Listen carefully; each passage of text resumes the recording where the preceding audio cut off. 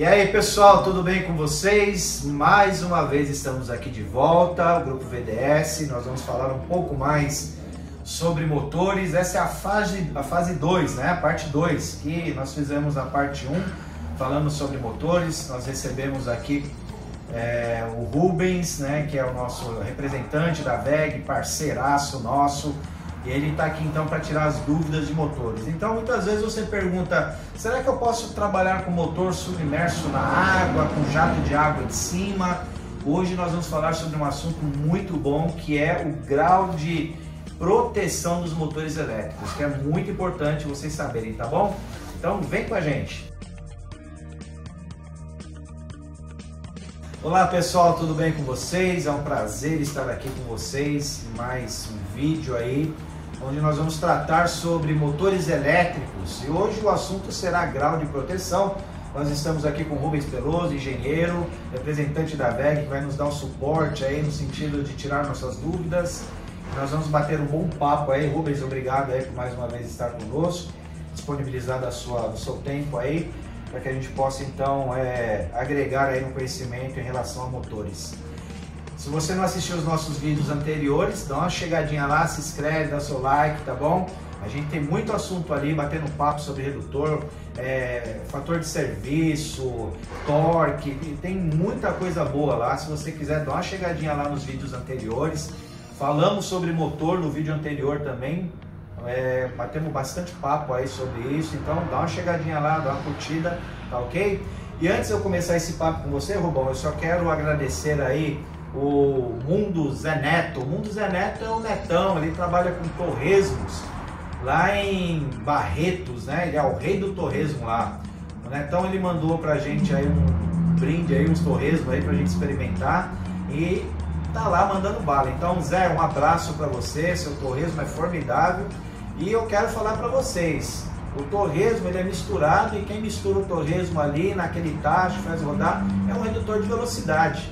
Então, se você pretende automatizar fazer a automação da sua máquina, do seu tacho de misturar doce, salgado, fala com a gente aqui na VDS, que a gente dá toda a instrução e indica o melhor redutor e o motor adequado para você colocar nesse equipamento, tá bom? Então, Zé, abraço, obrigado pelo torresmo aí. Quem mora em Barretos aí, curte lá o Netão do torresmo lá. O Neto é o campeão, o rei do torresmo. Um abraço aí. Vamos começar aí um bate-papo sobre motores elétricos, né, Rubens?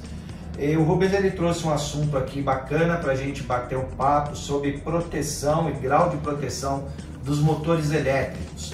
Muitas vezes você quer colocar um motor elétrico no seu equipamento, um exemplo, máquina de gelo, que sofre um jato de água constante ali, e o motor trabalha naquele ambiente ali, vamos dizer assim, agressivo em relação ao jato de água sobre ele. Que tipo de motor que eu posso utilizar? Eu posso utilizar um motor ali naquele equipamento? Então, todo este papo, todo esse assunto nós vamos desenvolver aqui, tá bom? E espero que seja útil para você aí no desenvolvimento da sua máquina e da indicação do melhor motor para você. Então vamos bater um papo. Rubens, o que você tem aí para trazer para a gente sobre o grau de proteção? Boa tarde, Zé. Obrigado mais uma vez pelo convite. Então, uma continuidade que nós tratamos na nossa última live, né? Pontuando sobre o grau de proteção. O que vem a ser o grau de proteção? É um ponto importante no momento da especificação do motor em função do ambiente que ele trabalha. Então, na verdade, a proteção do motor é contra a entrada de corpos estranhos, poeira, fibras, contato acidental e penetração de água. Então, você tem motores abertos, que são motores basicamente monofásicos e trifásicos abertos, deve trabalhar em ambiente limpo e abrigados. Então, a gente classifica de IP21 ou IP23. Certo. Correto? São motores abertos, carcaça de chapa. Quando você vai para o motor industrial, a gente chama de motores fechados, para trabalhar em ambientes desabrigados. Então você tem diversos graus de proteção, P55, P56, P65 e P66. O que significa para cada algoritmo que a gente está chamando aqui de P55? O primeiro algarismo significa, na verdade, significa proteção contra acúmulo de poeiras. Primeiro algarismo. Certo. Então, os motores fornecidos e fabricados pela WEG já parte do princípio motores trifásicos, né, de carcaça de ferro fundido, já parte do princípio que o primeiro algarismo é o 5, que é a proteção contra acúmulo de poeiras prejudiciais ao motor.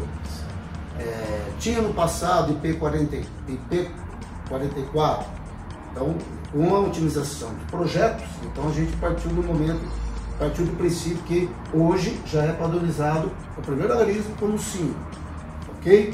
E o segundo algarismo seria contra a penetração de jatos de águas vindo de todas as direções. Hoje também a WEG já padronizou todos os motores trifásicos, carcaça de chapa, o segundo algarismo como 5. Então todos os motores fabricados, projetados, fabricados, fornecidos pela WEG, já tem como grau de proteção IP55 como estándar, como padrão.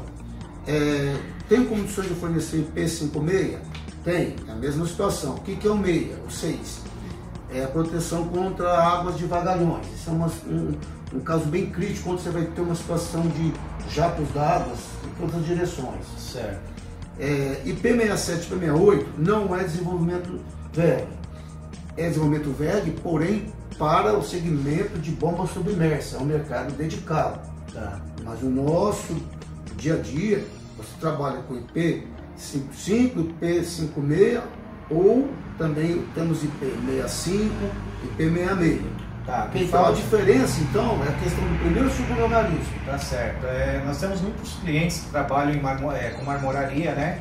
Esteira, transportadora, que o ambiente é bem agressivo, o pó ali é constante. Perfeito. Muitas vezes você vê o equipamento ali, aquele motor que é azul da WEG, ele se torna branco, né? Perfeito. Por conta daquele pó que cobre, envolve todo aquele motor ali. Certo. Então esse aí o grau seria o 6, IP56 no caso, para essa situação? Pode ser o P56. Ali... Não, desculpa, no caso desse, normalmente eu faria o contrário. O primeiro algarismo seria o 6, que é totalmente protegido contra poeira, né? Certo. E o segundo algarismo continuaria com 5. Então, contra pó, o primeiro algarismo que é totalmente protegido contra poeira. Entendi. O segundo continua jatos d'água. Mas normalmente o mercado ele tange para o lado do IP55. A WEG tem hoje produtos para a linha de mineração. Aí nós consideramos IP66. Por quê? Você tem a combinação de poeira e água. Sim. Você tem a linha de vamos dizer assim... Mármore também, é a mesma coisa, que a água que corre ali naquela serra ali, então fica o poeira, fica meio aquela laminha às vezes. Pode ser, né? Sim, mas normalmente para esse tipo de aplicação, eu continuo ainda no IP65. 65, tá. Ou até por conta do IP55, né? Eu estou dizendo que a WEG tem no seu portfólio, são linhas dedicadas para mineração, IP66, siderurgia, IP66. São coisas, são ambientes bastante agressivos e que exigem uma certa proteção do motor. Tá. Por exemplo, a WEG tem no mercado motores para, chama Lean Wash. O que quer dizer isso? Motor dedicado a frigoríficos, onde você vai ter uma permanente lavar o motor, tem que lavar o motor. Então, o motor foi desenvolvido para... Aí você vê aquele jato de água para lavar. Para lavar o motor. Tá. Nós temos clientes também, fabricantes de gelo, que é o jato de água constante em cima. Então muitas vezes o pessoal compra os motores do W22, que é IP55. Sim. Certo? Sim. Eles trabalham nesse ambiente aí, que é um ambiente que esse motor ele aguenta, porque Sim. ele tem um grau de isolamento grande ali para a água não penetrar no motor. Perfeito. Né? Ô, Josué, é que às vezes, como eu estou falando, quando você sai do padrão do P55, vai para um ambiente que exige mais agressivo, né? Aí sim você parte para o IP56, ou o IP66, porque é uma coisa bem dedicada, bem segmentada. Mas no que tange a aplicação de vocês de redutores, eu entendo e estou partidário que o grau de proteção para você IP55 é o suficiente. Excelente. Ok? Então, pessoal, é bem importante a gente saber isso, porque muitas vezes você pega um motor que não é compatível ao equipamento que você vai trabalhar E todos esses detalhes precisa se ater, porque você pode prejudicar o equipamento, pode queimar o motor e de repente você vai falar, o redutor que não aguentou, o redutor que não foi bem dimensionado. Por isso que nós temos aqui uma equipe aqui de técnicos aqui na VDS, onde nós procuramos fazer uma pergunta, todo um questionário sobre o equipamento, né? Que às vezes se torna até um pouco chato, mas é melhor a gente pecar no excesso do que faltar nas informações. Né? Deixa eu colocar uma observação. Eu já fui questionado pela equipe da VDS por que o W? Tá. Né? Porque, o motor de PW55, por que o W? Na verdade, o W que indica que é uma proteção contra agentes climáticos, tipo chuva, maresia, sereno. O que significa isso? É uma proteção, mas na pintura. Ah, foi bom você falar isso. A pergunta minha que eu já fiz, acho que até no vídeo passado, e você já respondeu, mas quem não assistiu, vou fazer a pergunta novamente. Muitas vezes o cliente ele compra o equipamento e o motor ele vem com as pinturas da WEG, padrão WEG. Sim. Só que aí a máquina da pessoa é uma cor totalmente diferente. Então ele quer pintar aquele motor todo de preto, a máquina, enfim. Você sobrepor numa pintura sobre a pintura da WEG, isso vai ocasionar uma alta temperatura no funcionamento do equipamento ou não tem nada a ver? Ô Josué, não é o ideal. Não é ideal. Não é ideal. O correto que já venha da fábrica com a pintura que o cliente especifica. Por exemplo, nós vendemos agora recentemente um lote de motores, motorredutores inclusive, para a Vale do Rio Doce. Tá. A Vale já tem o padrão de pintura dela. Certo. Então, a pintura fundo dela, a pintura fundo padrão, é epóxi. E a cor final é amarelo. Por quê? É o padrão Vale. Tá. Mas o que mais importante aí é a questão da pintura base ser epóxi, porque vai trabalhar em minério. E a pintura final é a cor que a Vale determinou, amarelo. Certo. Mas não é recomendável. Pode, não é recomendável. O correto, ou você vem da fábrica já com a pintura pré-determinada, ou o correto é dirigir um assistente técnico jatear com a pintura desejada. Nós tivemos um caso de um cliente que comprou equipamento, ele pintou o motor com spray preto, tinta de spray preto. E aí quando nós fomos visitá-lo para ver o equipamento, a temperatura do motor, que é a temperatura normal, todo equipamento ele tem uma temperatura indicada ali pelo fabricante, né? Sim. Depois você vai me falar sobre a temperatura interna do motor, até quanto ele aguenta, né? Sim. Mas de acordo com a temperatura daquele equipamento, a gente verificou que estava derretendo a tinta sobreposta no motor, então tá uma coisa muito estranha. Boa pergunta para você. Normalmente não aparece isso em catálogo, mas normalmente esses motores são projetados com uma temperatura externa, certo, dependendo da carcaça, 80, 90 graus. Externo. Temperatura ambiente externa. Não. Temperatura que a carcaça suporta. Externa. Externa. Tá, externa. Tá. Ela pode suportar ali 80 ou 90 graus na carcaça. Tá. Esse é projeto. Às vezes tem um erro muito clássico que comentava-se no passado, que as pessoas colocavam a mão próxima à carcaça para o motor estar quente. Isso. Até hoje o pessoal faz isso. Não é correto, porque o motor foi projetado para ter essa temperatura na carcaça, que eu comentei, na faixa de 80, 90, 100 graus. Aí internamente você considera a elevação de temperatura. A gente vai falar mais tarde sobre a isolação. Legal. Tá? Então, sobre a temperatura, inclusive no redutor também é isso que ele falou. Temperatura mais ou menos 76, 80 graus centígrados, você consegue ali trabalhar legal no redutor. É lógico que a temperatura interna, isso daí a tendência é diminuir um pouco em relação ao maciamento do equipamento. Né? Concorda comigo? Sim. Então tem todo esse fator. O redutor não vai trabalhar gelado. Você ligou o equipamento ali, ele está rolando, girando, tem atritos ali dentro do equipamento, então a temperatura, nós temos, Rubens, redutores da VDS em equipamentos que chega a se descascar a tinta do redutor por conta de temperatura, né? Sim. Então muito... Não quer dizer que ele está mal dimensionado ou que ele está trabalhando de maneira a mesma coisa motores.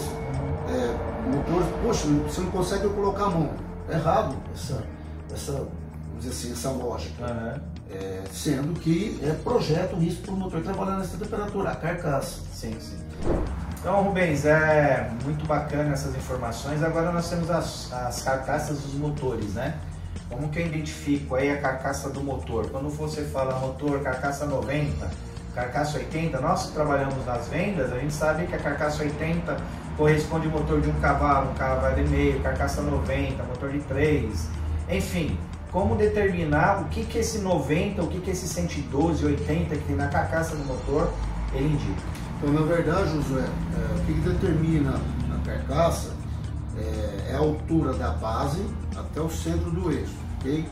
Então, por exemplo, se você tem de carcaça a 63, significa que da base do eixo, da base do motor até o centro do eixo é 63 milímetros.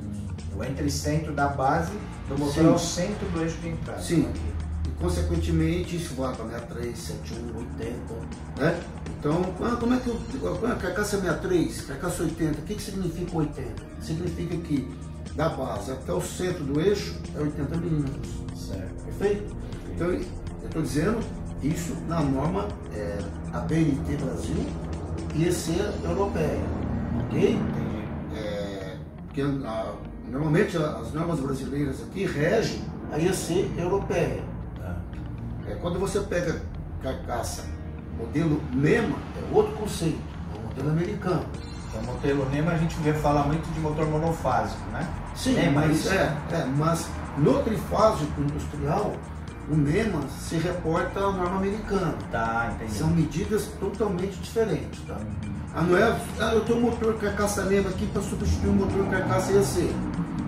Não é simplesmente você colocar um motor colocando outro que a similaridade vai ser idêntica. Ali o entre-centro vai mudar, então, você fala. Totalmente, tá. entre os pés, centro. Tá, e flange também, tem a característica das flanges do motor. É né? que a norma americana ela é totalmente diferente em termos de medidas quanto à norma europeia. Entendi. Né?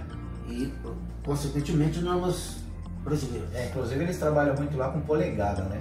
Polegada, mas é exato, polegada. A gente trabalha, o NEMA, por exemplo, o motor monofásico, o NEMA, por exemplo, de 1 cavalo, 1 cavalo e meio, o trifásico, o eixo é 19. Sim. Né? De 1 cavalo, 1 cavalo e meio é 19.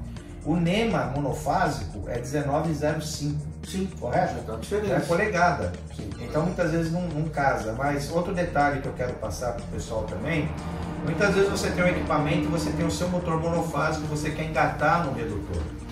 Aí nós temos uma dificuldade, porque o motor monofásico, as flanges que tem no mercado, é flange C 149, certo? Perfeito. Só que essa flange C 149, ela não se adequa ao redutor, porque os redutores, 99,99% dos redutores, até agora eu não encontrei um que tenha uma flange especial para receber essa C149, mas você só pega com flanges motor trifásico, carcaça 90, 80, que é a flange FF ACD que nós vamos falar daqui a pouco. Né? Josué, então quer dizer que o grande viés do redutor tem que ser um motor trifásico?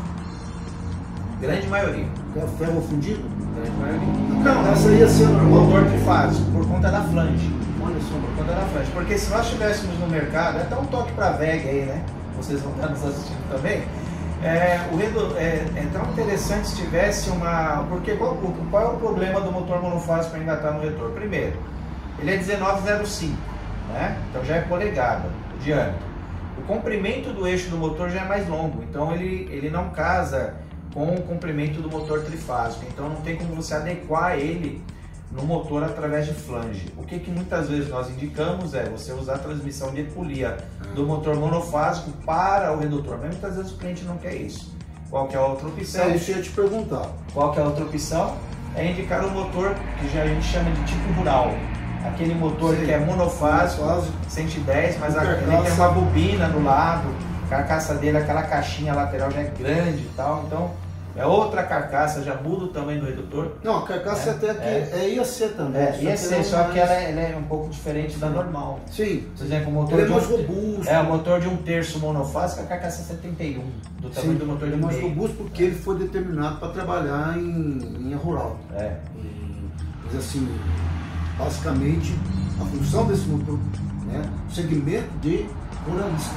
E nós temos um nicho no mercado que muitas vezes o pessoal procura um redutor para colocar o motor monofásico na entrada do redutor sem depender de polir e engrenagem. Pessoas que trabalham em casa, com máquinas caseiras, seu microempreendedor que necessita desse equipamento, e muitas vezes, por não ter, ele tem que ter um custo maior para investir para colocar no seu equipamento. Então, seria interessante se tivéssemos uma flange do motor monofásico que se adequasse aos redutores que tem na praça, que só pega no trifásico. Uma sugestão aí para a VEG, nossa parceira aí. Perfeito. Vamos levar em frente essa sugestão. Leve isso aí, Lucas, lá para ele. Então, na verdade, quando a gente fala em forma construtiva, o mercado básico que a gente... padrão, é B3D. O que significa isso? Que o motor vai ser montado horizontal, com pés, eixo à direita, olhando para a caixa de ligação. Tá. Perfeito? Essas são as formas construtivas, né? Inclusive, Então, você pode entrar lá no site da VEG, né? www.veg.com.br. Você tem disponível lá... Oi? www.veg.net. Então, www.veg.net. Ali você tem disponível os catálogos dimensionais, tem até desenho 3D do equipamento, se precisar. Então, quando você tem B3D, que é a maioria que a gente vê no mercado, é a montagem do horizontal, com os pés, né? O eixo à direita olhando para a caixa de ligação, perfeito? E as demais formas construtivas, é assim, aí você vai ter B3E, aí ao contrário da caixa da esquerda. Então aí, Rubens, você olhando para o motor, né? Às vezes a pessoa é leiga, ela às vezes não está entendendo o que a gente está falando, mas vamos lá, ó. Você olhando para frente do motor, olhando para o eixo do motor. Se a caixinha da ligação está do lado direito, é B3D. E. Do lado esquerdo em relação ao eixo. Então, tá vendo?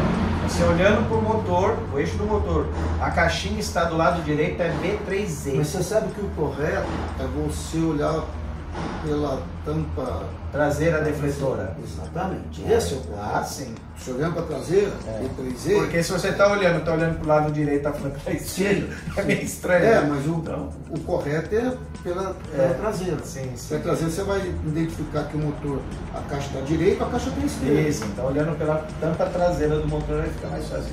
Perfeitamente. Beleza. Então, quando você, só que a gente avançando a questão das flanges, então você tem para os motores trifásicos, você tem a flange FF, sim, a flange C e a CDIN. E a CDIN. O que significa isso? Uma coisa mais genérica. A FF ela é maior que a C e maior que a CDIN. Consequentemente, a C é maior que a DIN. A DIN é a menor que tem no mercado. E ela limita também, a DIN limita também a questão das carcaças, tá? Eu acho que em redutores, tenho certeza disso, vocês basicamente utilizam a CDIN.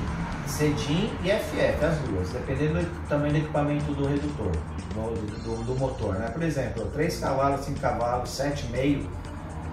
Agora de 7,5, 10, muitas vezes a gente utiliza mais a FF, mais por conta da facilidade de parafusar a flange do redutor no motor. Mas o que mais usa, 99,99%, é a CDIN e a FF, que é a B14 e B5, não é isso? O B5 é FF. Isso, o B14 é a CDIN. É o DIN. Tá. Exato. Quer dizer que redutores você não usa flange C? Flange C dificilmente. Nesses redutores que nós comercializamos. Os redutores da VDS basicamente é FF ou CDIN? Exatamente. Ok. Voltando aqui a um assunto que eu acho que é importante a gente comentar sobre a classe de isolação. Então todos os motores do passado, não recente, a fabricação deles, padrão era isolação B, o isolante do motor. Separar as bobinas era isolação B. E ele tinha um delta de temperatura de 135 graus. Quer dizer, poderia suportar 135 graus sem queimar o isolante. Certo. Com o passar do tempo, então você tem 3 classificações de motores, B, F, H. Então, com o passar do tempo, como a VEG sempre vinha otimizando seus projetos durante anos, todos os motores hoje já saem da VEG, motores trifásicos industriais, com isolação F, ou seja, 150 graus.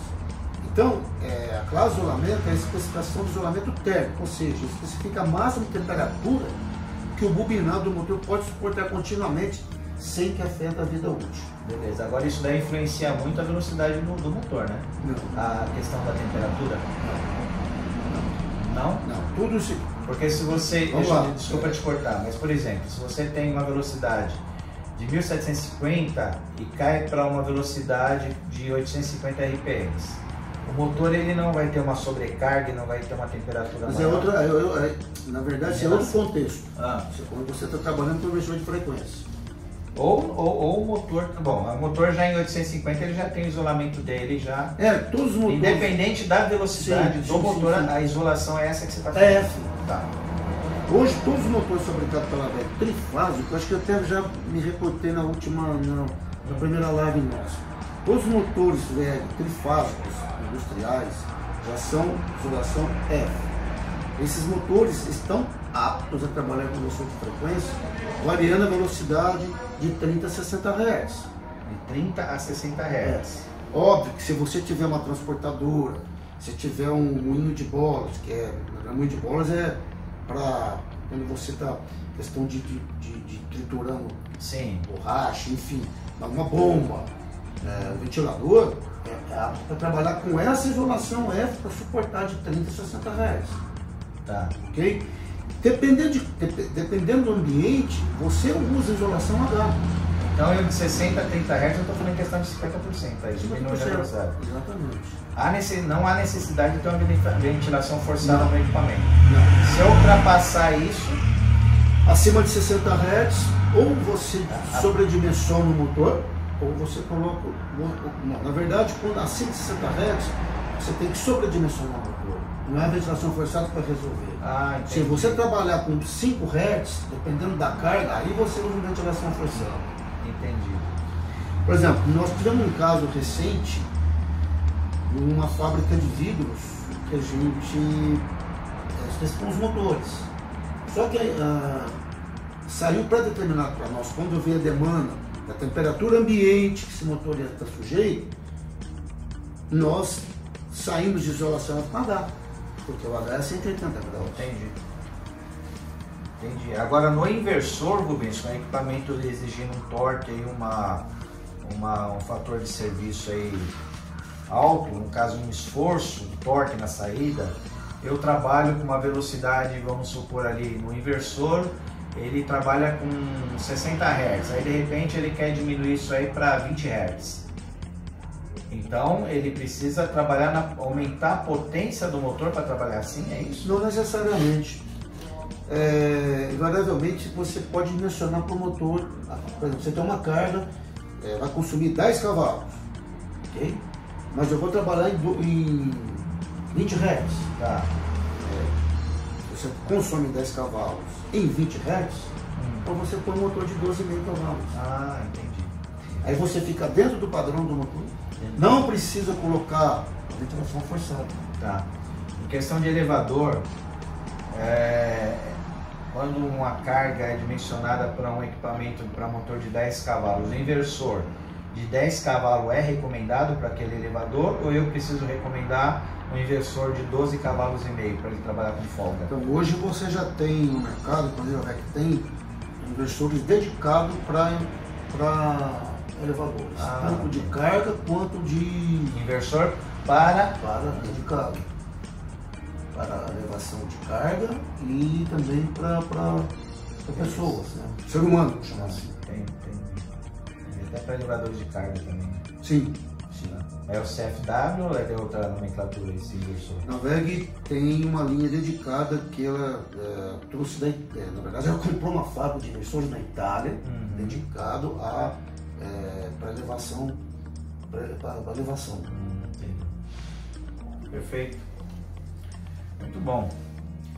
E aí a gente vê também o fator de serviço que é importante nos motores. Então, mas eu queria, na verdade, eu não sei se a gente vai ter ainda um tempo de falar só sobre a placa de identificação do motor. Isso é um tema muito importante para identificar os principais itens que tem que gravar na placa de identificação.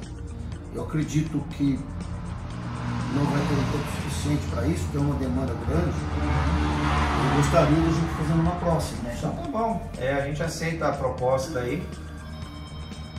Porque, na verdade, a planta de identificação, para vocês terem uma ideia, ela tem 22 quesitos, desculpa, 26 quesitos que a gente tem que chamar atenção. Tá.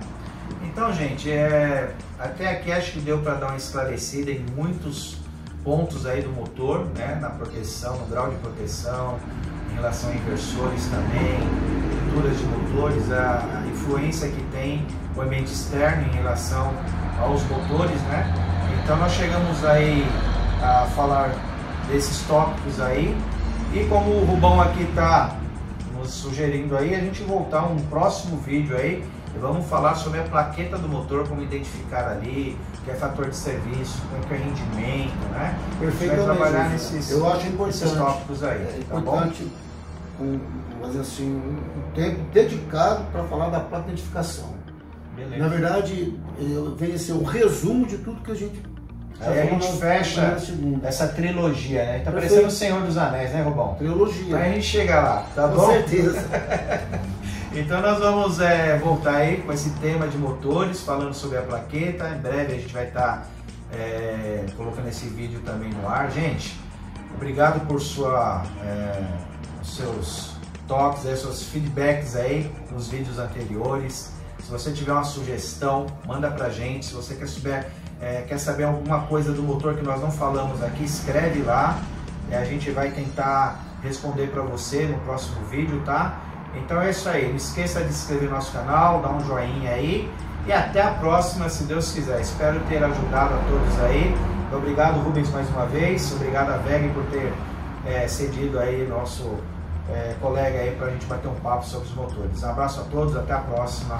Até lá. Um abraço, boa tarde a todos.